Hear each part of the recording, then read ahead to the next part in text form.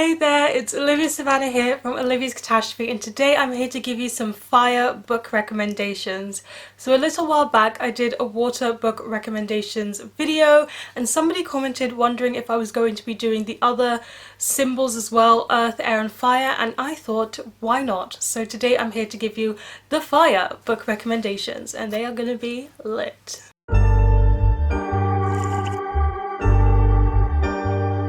Just with the other video, I've got 8 different books here and I'll tell you the reasons why I chose them for this video as well as what they're about.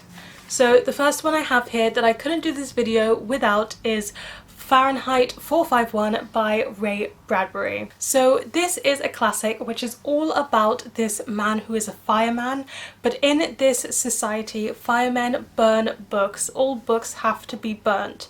However, this fireman somehow starts to rescue books from the burning situations, and it's all about why he does that, what happens as a consequence of him doing that, and I loved this book so much. I think it's definitely a dystopian. It's got the idea of burning books, hiding knowledge, keeping it all secret and safe, but I also think Ray Bradbury's writing style is just so lyrical and poetic and beautiful. If you're not someone who likes a lot of metaphorical purple writing, this book might not be for you, but I am definitely that kind of reader, and so this one was definitely up my alley. I don't think the characters are what drives this story. It's quite like 1984. You're here for the plot, you're here for the world and what it means, like the consequences of what happens and what that might mean in terms of theme and further thinking.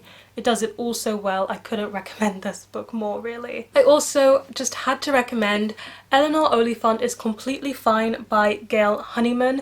So I'm not going to tell you why this relates to the fire theme, but as soon as I saw this cover I had to choose it because look at the burnt matchsticks. That's definitely a signpost for it having to be in a fire recommendations video, although the synopsis doesn't quite give that impression that it should be, because in this one we follow Eleanor Oliphant, who is a woman who does everything the same every single day, every single week. She wears the same kind of clothes to work, she gets the same lunch food, she sits in the same place, but every weekend she also buys the same 2 bottles of vodka and finishes it before the next week starts.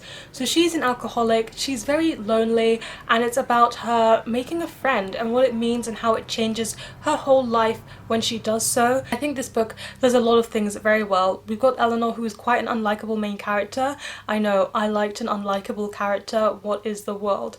But I really liked her, and I like how you slowly like her more and more as you read into the book. You also meet the friend who is an absolute heartwarming, kind, spirited person, and I think this book in general talks a lot about the importance of kindness, but also about the significance of loneliness and how kindness can really defeat the other one. I thought it was a beautiful character development book, and the writing style in this one is again so beautiful and lovely and detailed. I wouldn't say it's purple whatsoever, but it's just so good. I love this kind of writing style, so I definitely recommend this book as well. The next book I have for you is one that slowly won me over, and that is A Song of Wraiths and Ruin by Roseanne A. Brown, and this one follows these 2 characters, one male and one female, and the female main character is going to have to run these games, and her mother dies, and in order for her mother to be resurrected she needs to make certain sacrifices, and at the same time this boy, who is in a family of immigrants,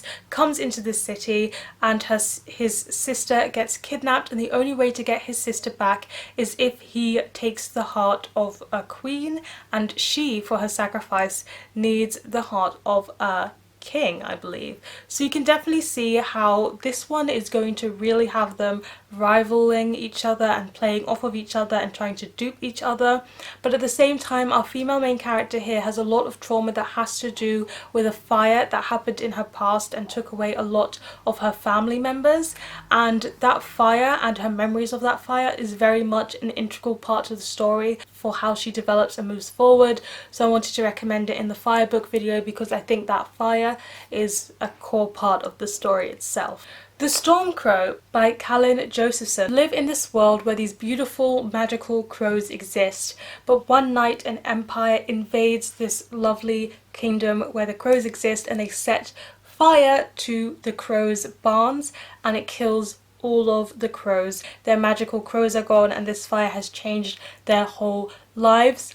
and the rulers of this kingdom are really struggling. We're following a princess who has a deep depression after that whole attack happened, and they're trying to bring their kingdom back into the light, and she happens to find one last crow egg. So that's what's going on in this book, and I think again the fire is just a key part here because it triggers her depression and it's changed the whole kingdom, and she keeps thinking back to that moment, and it's almost as if this egg that she finds is like a phoenix, you know, rising from the ashes of this fire to bring back and restore what the kingdom once had. I liked that you had a main character here who was royal, who was depressed, but could still do so many fantastic things and really could try her best to improve her kingdom and be a brave, strong character while also living with this depression as well. I've never really seen that in fantasy, so it was refreshing to see that, and I think the plot took on lots of different turns. I do believe this is the first in a series, but I've only read this one so far. I just had to put in a cheeky recommendation for The City of Brass by S.A. Chakraborty, one of my favourite fantasy series. I loved it so very much, and in this one we followed Nari, who is a thief, and she does this practice which is to call down on the gods, but she does it because she doesn't believe in it, and it's just a way for her to con people into giving her money. However, it works, and she gets whisked away to a world full of jinn, magic, and so much more. I love this series, and in this one lots of the jinn have magic that comes from fire, so it's fire magic, and there's a whole tribe that have a religion that's based around fire, so I definitely think it fits into this fire recommendations video. So while I didn't love this one, I still feel like it's one that a lot of people will love even more than I did, and that is Strange the Dreamer by Laini Taylor. So in this one we're following Laszlo Strange, who knows about this magical city called Weep, and he's obsessed with this city. Everybody says it's kind of like fictional, nobody really talks about it anymore, but he does as much research as he can. But one day people from Weep turn up, and they are looking for some of the bravest and best people to help them with a problem, and Laszlo jumps on the opportunity to see the city of Weep for the first time. And I thought this one was okay, but it wasn't my favourite ever, but I do think it fits into the fire recommendations video because we have some characters who have some special abilities, and one of them happens to be fire and burning. So I think it definitely does also fit into this category if you're looking for books where fire is a talent that somebody has control of.